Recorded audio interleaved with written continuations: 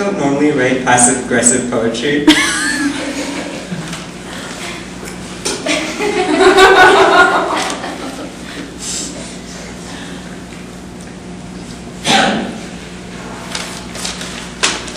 Picture it, high school. I get asked two questions the most frequently. First, the obligatory, when do we get out of here? And second, perhaps more unnerving, is, are you gay? The questions frustrate me because, frankly, everyone thinks the answer is going to magically change from last week. And before they become defensive after I snap, weren't you paying attention last time I answered that question? I find the patience and the courage to generously relay that intimate information they so desire. 8:12, 8:05 on Wednesdays. My answer doesn't seem to satisfy them. It never does. Because at the end of the day, or at least the period, a flaming question still burns on their minds. Folks, I wish people could take the time to memorize a schedule or at least mind their own business. But despite my prayers to God that this problem of mine disappears, I still find myself saying 9:09, 8:55 on Wednesdays. By now my answer begins to exasperate them.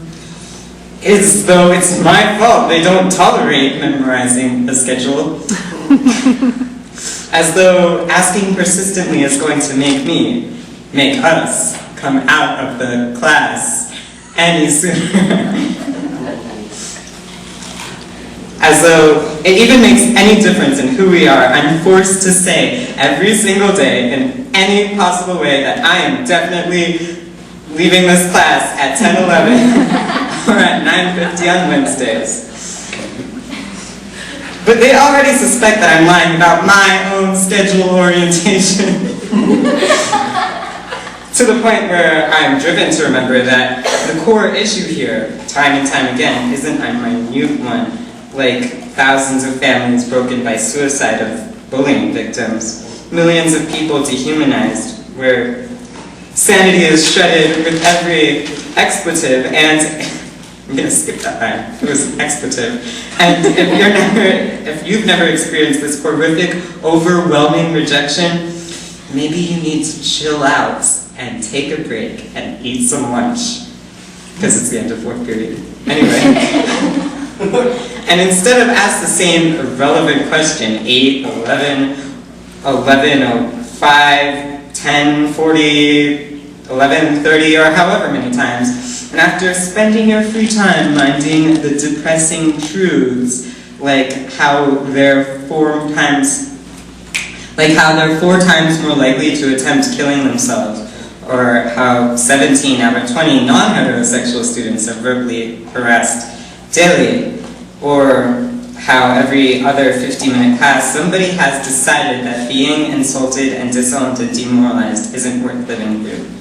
And after realizing that 1 in 5 of LGBT students have been hospitalized for depression, self-mutilation, or suicidality, and after memorizing that I am 1 in 5, then you may ask me invasive questions while I pack up at 12:35 or 12 o'clock on Wednesdays, and I just might give you the answer. If only you'd stop parading your pride. If only you'd stop asking the time. If you still have the audacity to ask me an entirely uncouth question, I promise you that I will answer you and whisper to you that I think it's either 1:32 or 12:40, but I'm not positive. They begin to convince me that it is my fault. There's something wrong with the words that I speak, or the pitch of my voice. There's some dark secret hiding in the cadence of my walk. That it's cruel, I'd warn you, don't tell when I'm clearly asking for it, with my less than masculine style or demeanor, that perhaps it's time I stop making crude jokes lest I scorch my own tongue. Perhaps it's important to remember not to lose myself. To remember that as long as you get to know me and not judge me, give me a chance and you won't have to ask. I will tell.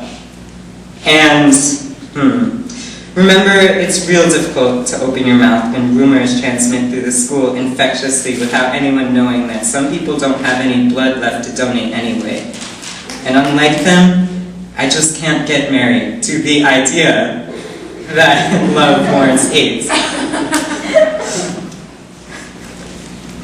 The truth is, school ends at 1:40 on Wednesdays, or 2:29 on regular school days. I guess that makes Wednesday the 1 out of 5 that everybody's so elated to cut short so they can go home and forget. Forget everything I just said, and forget that discrimination is really quite frustrating, and forget that humanity is the last right we have left. Forget the schedule, and remember just that one question. Are you gay? Well, honey, I'll be whatever you want me to be.